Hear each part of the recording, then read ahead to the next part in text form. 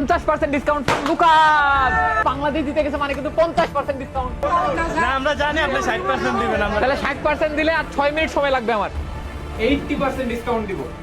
এমনকি মাত্র 2800 টাকায় তারা এক জোড়া জুতা এবং একটি আউটফিট কম্বো অফার করছে।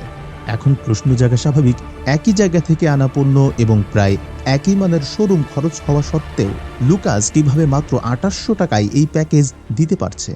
একটু ঠান্ডা মাথায় চিন্তা করুন, কোনো কোম্পানি কি কখনো লস করে পণ্য বিক্রি করে? উত্তর হলো না।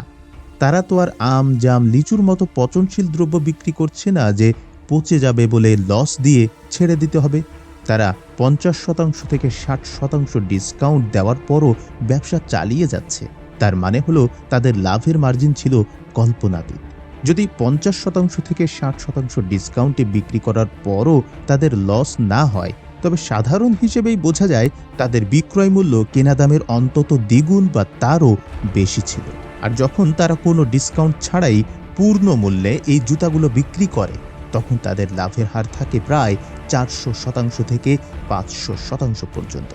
এই কথাগুলো শোনার পর তাদের অনেকেই যুক্তি দিতে আসবেন, আমাদের এসি শোরুম আছে, স্টাফ খরচ আছে, বিশাল মার্কেটিং বাজেট আছে। কিন্তু প্রশ্ন হলো, এক জোড়া জুতোয় 4-5 হাজার টাকা অতিরিক্ত মুনাফা করা কি ব্যবসার নীতি, নাকি কাস্টমারের ইমোশন নিয়ে খেলা? তাই বলতেই হচ্ছে, এই 50% ডিসকাউন্ট